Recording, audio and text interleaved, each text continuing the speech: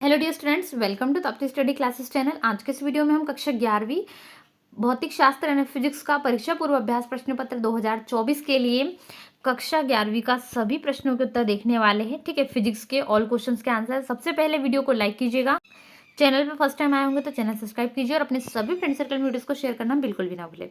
और साथ ही में आप इसकी पीडीएफ भी डाउनलोड कर सकते हैं। गूगल पे आना है आपको, गूगल पे टाइप करना है airapindia.com, उसके बाद में अपनी क्लास टाइप कर लीजिएगा। ठीक है, तो यहाँ पर आप इसकी पीडीएफ आसानी से डाउनलोड कर लेंगे। सबसे पहले सही विकल्प का चयन कीजिए, देख लेते हैं। निम्नलिखित में से प्रक्षेप्य कोण के किन जोड़ों के लिए क्षैतिज परास समान होगा, हमें बताना है। ठीक है, तो इसका आंसर होगा 40 and 50 degree, option number A right answer. ठीक है, इसके बाद में नेक्स्ट है, निम्न में से कौन से प्रकरण में वस्तु पर नेट बाह्य बल कार्यरत है। ठीक है, इनमें से किस पर? वो है एक समान वृत्तीय गति करती गेंद पर, ऑप्शन नंबर डी आपका राइट आंसर होगा। ठीक है, नेक्स्ट हम पढ़ते हैं क्वेश्चन नंबर 3। किसी पिंड के किसी अन्य पिंड के गुरुत्व प्रभाव के अंतर्गत गति का अध्ययन करते समय निम्नलिखित में से कौन सी राशि संरक्षित रहती है। ठीक है, मतलब उस पर कोई जो है इफेक्ट नहीं होता है। ठीक है, तो वो एबीसी तीनों है, मतलब तीनों पर, यांत्रिक, रैखिक समय, कोणीय समय, इन्हीं पर। ठीक है, इसके बाद में हम नेक्स्ट क्वेश्चन देखते हैं। चित्र 1 यहाँ पर है, फिगर नंबर 1। प्रदर्शित जो पात्र है उसमें जल भरा है और किस बिंदु पर दाब सर्वाधिक होगा यानी अधिकतम होगा, आपको बताना। ठीक है, तो ये होगा आपका जो फर्स्ट वाला ए है, इस पर। ठीक है, इस पर सर्वाधिक होगा क्योंकि वो डायरेक्टली जो है सीधा हुआ है, स्ट्रेट है। इसके बाद है नेक्स्ट क्वेश्चन, हम देखते हैं।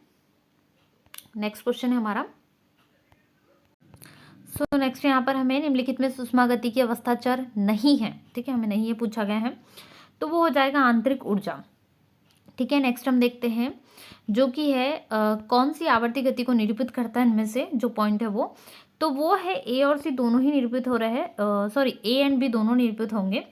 तो यहाँ पर हमारा राइट आंसर हो जाएगा, जो तैराक है वो नदी की तट से दूसरे तट पर जाएंगे और वापस पर यात्रा पूरी करेगा, और इसके साथ ही जो घूमने गति है उसमें हाइड्रोजन अणु। ठीक है, तो ए एंड बी फॉलो हो रहे हैं, तो यहाँ पर आपका option number A right answer होगा। ठीक है, सो नेक्स्ट हम बढ़ते हैं क्वेश्चन नंबर 2, जो कि है फिल इन द ब्लैंक्स, रिक्त स्थानों की पूर्ति कीजिए। किसी 1 सेंटीमीटर भुजा वाले घन का आयतन, ये क्वेश्चन बहुत बार आ चुका है। ठीक है, इसलिए आपको इसको ध्यान से रखना है। कितने जो है घन मीटर के बराबर होता है, तो यहाँ पर आपका राइट आंसर हो जाएगा 1 × 10⁻⁻⁶। ठीक है, इसके बाद है, यदि किसी वस्तु का वेग एक समान दर से बढ़ता है तो इसे एक समान गति कहते हैं। इसमें तो आंसर दिया ही है। ठीक है, इसके बाद में है ग्रहों की गति संबंधित क्षेत्रफल नियम खालिस्तान संरक्षण नियम पर आधारित है, तो कोणीय संवेग संरक्षण नियम पर आधारित है। ठीक है, कोणीय संवेग संरक्षण नियम पर आधारित है। कोणीय संवेग ओनली लिखना है। वे पदार्थ जिन्हें तनित करके अत्यधिक विकृति पैदा की जा सकती है, कौन से पदार्थ कहलाते हैं? तो वे पदार्थ तन्य पदार्थ कहलाते हैं। ठीक है, इसमें क्या आ जाएगा? तन्य पदार्थ, जो 4th है उसमें। 5th है, किसी पदार्थ के एकांक द्रव्यमान के ताप में एकांक परिवर्तन के लिए आवश्यक ऊष्मा की मात्रा को क्या कहते हैं? तो ऊष्माधारिता कहते हैं। ठीक है, आप लिख लीजिएगा ऊष्माधारिता। उसके बाद हम नेक्स्ट पे बढ़ते हैं। विपरीत दिशाओं में गतिशील 2 सर्वसम तरंगों के व्यतिकरण से खालिस्तान तरंगे उत्पन्न होती हैं, तो अनुप्रस्थ तरंगे उत्पन्न होती है। ठीक है, राइट, लास्ट का आंसर 6th का। इसके बाद मैच द पेयर सही जोड़ी है, तो सबसे पहले हमें दिया गया है, इसको हम देखते हैं कार्य ऊर्जा प्रमेय। तो कार्य ऊर्जा प्रमेय डब्ल्यू। ठीक है, तो यहाँ पर आपका आंसर हो जाएगा ऑप्शन एफ से फर्स्ट का, अप्रत्यास्थ संगठ्य। ठीक है, इसमें तो दोनों ही वैल्यूज क्या होती है? 0 से छोटी होती है, यानी 0 बड़ा होता है। इसके बाद है बल आघूर्ण, तो बल के लिए हमें आर और एफ की जरूरत होगी, फोर्स की, तो यहाँ पर हो जाएगा कोणीय संवेग। कोणीय संवेग को हम ओमेगा से दर्शाते हैं। ठीक है, देखिए जो फॉर्मूला उसमें ओमेगा आता है, तो यहाँ पर हो जाएगा एल ओमेगा। एक परमाणु गैस यहाँ पर हो जाएगी तो 3 स्वतंत्रता की कोटि। ठीक है, और बहु परमाणु गैस तो ये हो जाएगा आर टी। ठीक है, यहाँ पर आपको लिखना है। तो ये मैच द पेयर मैंने आपको बता दिया, इसको मैच कर लीजिए।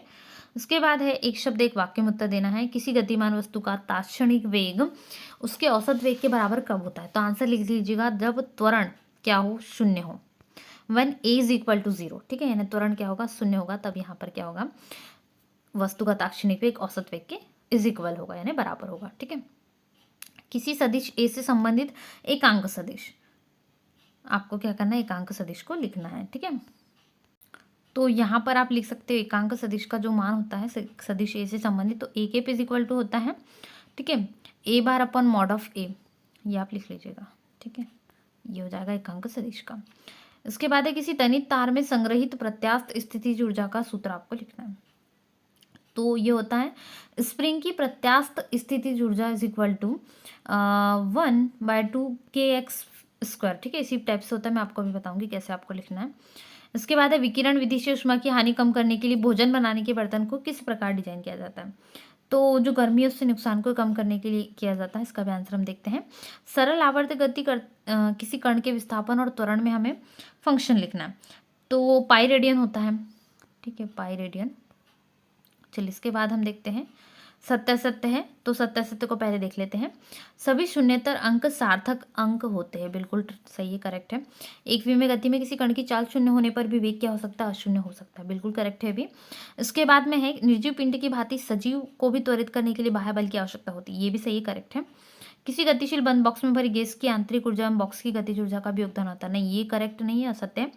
गैसीय माध्यम का घनत्व बढ़ाने पर ध्वनि की चाल बढ़ जाती है। नहीं, ये भी गलत है। ठीक है, तो ये भी सही नहीं है। तो यहाँ पर आपके लास्ट वाले दोनों ही इनकरेक्ट है। इसके बाद में हम बढ़ते हैं 6 पे। तो हम पहले इसके ऑब्जेक्टिव देख लेते हैं। ठीक है, तो आप इसका आंसर लिख लीजिएगा। सबसे पहले जब तुरंत शून्य होता है यानी a = 0, स्प्रिंग की प्रत्यास्थ स्थितिज ऊर्जा यहाँ पर लिख लीजिएगा। ठीक है, इसके बाद जो वेक्टर ए के लिए मैंने आपको बताया सेकंड का आंसर होगा ये एकांक सदिश का आंसर है। ठीक है, विकिरण द्वारा गर्मी के नुकसान को कम करने के लिए फ्लास्क की आंतरिक सतह को अक्सर परिवर्तन सामग्री से लेपित किया जाता है। पाई रेडियन इसका आंसर हो जाएगा, सत्य सत्य है। ठीक है, अब क्वेश्चन नंबर 6 हम देखते हैं। इसमें क्या दिया है, इसमें यदि किसी पदार्थ का घनत्व मात्रक सीजीएस पद्धति में 1 इकाई है तो एसआई पद्धति में कितना होगा। ठीक है, और इसके ऑप्शनल भी क्वेश्चन है, तो हम इसका लिख लेंगे अवधारणा। डाइन और न्यूटन दोनों ही सीजीएस प्रणाली के हैं, तो न्यूटन और डाइन इस प्रकार से लिखते हैं। ठीक है, तो ये न्यूटन और डाइन वाला आप लिख लीजिएगा, 1 इकाई वाला। इसके बाद क्वेश्चन नंबर 7 है। इसमें हम यहाँ पर देखेंगे 30 मीटर पर सेकंड है, सेकंड इनवर्स। ठीक है, चाल से सीधी सड़क पर जा रही है तो इस पर 50 मीटर दूरी पर जाकर रुकती। कार में उत्पन्न मंदन, तो मंदन हम निकालेंगे। तो हमें जो दिया है, हमने प्रारंभिक वेग, अंतिम वेग, मंदन। ठीक है, मंदन हमें ज्ञात करना है। अंतिम वेग हमने v को 0 माना है, प्रारंभिक वेग u को दिया है और विस्थापन भी दिया है 50 मीटर। हम फॉर्मूला यूज करेंगे गति के समीकरणों से। यहाँ पर v = u² + 2as। ठीक है, जो हमें वैल्यू फाइंड आउट है हम वो रख देंगे, फाइंड आउट कर लेंगे। तो हमारा मंदन यानी यहाँ पर a का मान -9 मीटर पर सेकंड स्क्वायर निकल जाएगा। ठीक है, ये आपका आंसर हो जाएगा। इसके बाद नेक्स्ट क्वेश्चन हम देखते हैं। तो क्वेश्चन नंबर 8 है, किसी तीव्र गति से चल रही बस के एकाएक रुकने पर यात्री आगे की ओर क्यों गिरने लगते। चलिए इसको देखेंगे। तो उत्तर लिख लीजिएगा। चलती हुई गाड़ी को अचानक रोक देने पर जैसे ही गाड़ी का वेग घटकर 0 होता है, गाड़ी के संपर्क में होने के कारण यात्री के शरीर के नीचे का भाग का वेग भी गाड़ी के वेग के समान घटकर 0 हो जाता है, परंतु शरीर के ऊपर का भाग गति के जड़त्व के कारण समान वेग से आगे की ओर चलने का प्रयत्न करता है। यही कारण है कि यात्री का शरीर आगे की ओर झुक जाता है। ठीक है, चलिए क्वेश्चन नंबर 9 देखते हैं, जलीय प्रतिबल। इसके बाद क्वेश्चन नंबर 10 में विन का स्थापन नियम है या न्यूटन का शीतलन नियम, फिर उष्मागतिकी का शून्य कोटि नियम या रुद्धेष्म प्रक्रम है। तो इनको देखते हैं। तो जलीय प्रतिबल लिख लीजिएगा। जलीय प्रतिबल का तात्पर्य किसी वस्तु पर तरल द्वारा लगाए गए दबाव या बल से। ठीक है, नाम से समझ में आ रहा है, जलीय ने तरल द्वारा बल। विन का स्थापन का नियम क्या है, ये क्वेश्चन का आंसर हो जाएगा λm, जहाँ पर बी क्या है, विन नियतांक है। ठीक है, चलिए नेक्स्ट हम देखते हैं जो कि हमारा रुद्धोष्म प्रक्रम। तो यहाँ पर आप रुद्धोष्म प्रक्रम हो जाएगा आपका, इसको लिख लीजिएगा। वह प्रक्रम जिसमें निकाय द्वारा ना तो ऊष्मा अवशोषित की जाती है और ना ही ऊष्मा क्या की जाती है, निष्कासित की जाती है, तो रुद्धोष्म प्रक्रम कहलाता है। ठीक है, तो ये लिख लीजिएगा। डाल्टन का आंशिक दाब का नियम, दो से अधिक अक्रियाशील गैसों के मिश्रण को एक बंद पात्र में लेने पर मिश्रण का कुल दाब प्रत्येक गैस के आंशिक दाब के बराबर होता है। गणितीय रूप इसका हो जाएगा। इसके बाद ठीक है, तो हमने डाल्टन के आंशिक दाबों के नियम देख लिए हैं। इसके बाद हम उत्तोलक किसे कहते हैं ये देखते हैं। फिर द्रव चालित उत्थापक है, तरलों में गति संबंधी स्टोक का नियम है, सरल आवर्त गति के बल का नियम या सरल आवर्त गति में इन सभी ऊर्जाओं का हमें ज्ञात करना ऊर्जाओं को। तो ये देखते हैं क्वेश्चंस को। तो जो नेक्स्ट क्वेश्चन में हमें उत्तोलक क्या होता है, उत्तोलक एक साधारण मशीन है जिसमें एक बीम या कठोर रॉड होती है जिसका उपयोग भार पर बल ट्रांसफर करने और आमतौर पर यांत्रिक लाभ देने के लिए किया जाता है। यह एक कठोर पिंड है जो अपने आप एक बिंदु पर घूमने में सक्षम होता है। ठीक है, उसके बाद इसकी अवधारणा हमें लिखने के लिए कहा गया, तो हम अवधारणा, आघूर्ण का सिद्धांत और उत्तोलक का लिख देंगे। ठीक है, सो यहाँ पर आपका पूरा हो जाएगा द्रव चालित उत्थालक। उसके बाद जो सरल आवर्ती गति, नेक्स्ट क्वेश्चन हम देखते हैं सरल आवर्ती गति में है। तो सरल आवर्ती गति दोलनी गति का क्या एक सरल रूप है।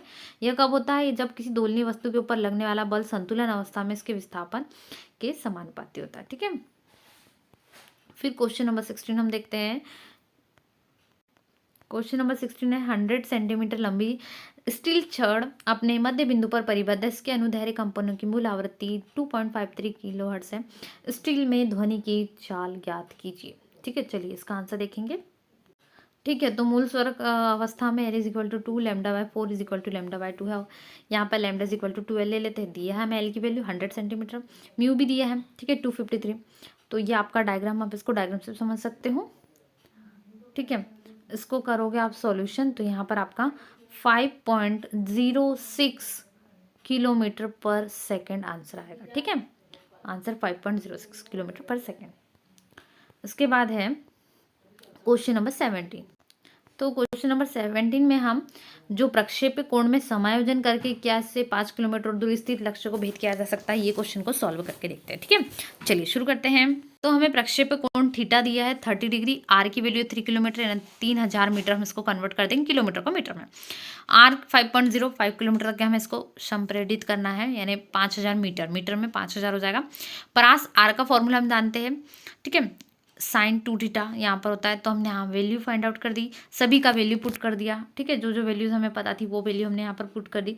थीटा की वैल्यू पुट कर दी है और जी की। ठीक है, तो ये हो जाएगा u², यहाँ पर आपका वैल्यू हो जाएगा sin 2 थीटा = 5√3/3 × 3 × 2 = 1.44। यह असंभव है क्योंकि किसी भी कोण के लिए sin थीटा का मान 1 से अधिक नहीं हो सकता और यहाँ पर 1 से भी अधिक है। अतः इस स्थिति में लक्ष्य को नहीं भेदा जा सकता। ठीक है, यही क्वेश्चन हमें पूछा गया, तो ये स्थिति में हम नहीं कर सकते, संभव ही नहीं है। इसके बाद नेक्स्ट क्वेश्चन में हमें न्यूटन की गति संबंधित तीनों नियम को समझाना है। तो चलिए तीनों नियम को देख लेते हैं। Question number 18। तो यहाँ पर न्यूटन की गति संबंधित तीनों नियम है। न्यूटन ने फिलोसॉफी, नेचुरलिस्ट, प्रिंसिपिया मैथमेटिका प्रसाद, ये इतना आपको नहीं लिखना है तो भी ठीक है। पहला नियम है एक स्थिर पिंड तब तक स्थिर रहेगा जब तक उस पर कोई बाहरी बल नहीं लगाया जाता। चाहो तो और एक्सप्लेनेशन कर सकते हैं फॉर एग्जाम्पल के थ्रू।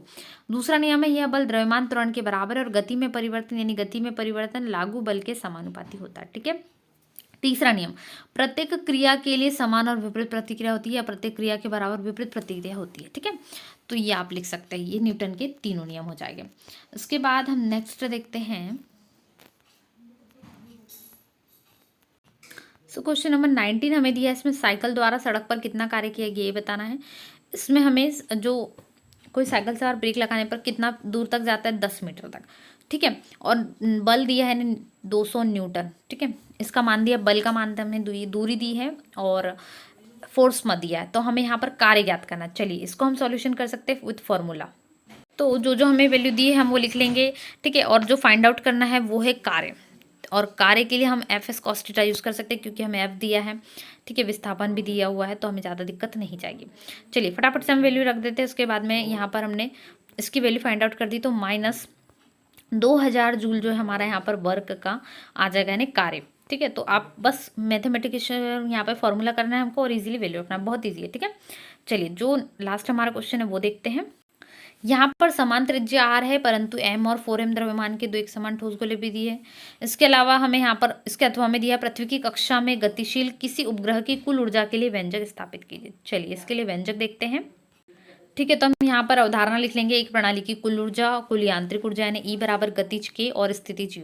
ठीक है, और कक्षा में एक उपग्रह की गतिज ऊर्जा हो जाएगी। इसके बाद में यहाँ पर पृथ्वी की कक्षा में उपग्रह की गतिज ऊर्जा K = 1/2 G capital M × small m upon 2r। ठीक है, इसके बाद उपग्रह की गुरुत्वाकर्षण स्थितिज ऊर्जा यानी U बराबर इसे -G capital M × small m upon r हो जाएगी। तो यहाँ पर E का टोटल K + U कर देंगे, हम दोनों ही वैल्यू को प्लस करेंगे, अब प्लस और माइनस माइनस हो जाएगा। ठीक है, तो GM जो है वो ये जो कुल ऊर्जा क्या होगी, हमेशा ऋणात्मक होती है। ठीक है, तो यहाँ से हमें यही कैलकुलेशन मिलेगा। तो ये पूरा क्लास 11th का फिजिक्स का हमने कंप्लीट सॉल्यूशन देखा। वीडियोस को अभी तक लाइक नहीं किया तो लाइक कीजिए, अपने सभी फ्रेंड्स सर्कल में वीडियोस को शेयर करना ना भूलें। साथ ही चैनल पे ना सब्सक्राइब कर लीजिए। पीडीएफ के लिए गूगल पे टाइप कीजिए airapindia.com, जहाँ पर आपको ऑल सब्जेक्ट्स की पीडीएफ मिल जाएगी। ठीक है, विद सॉल्यूशन के साथ में। चलिए मिलते हैं नए वीडियो में। Thanks for watching.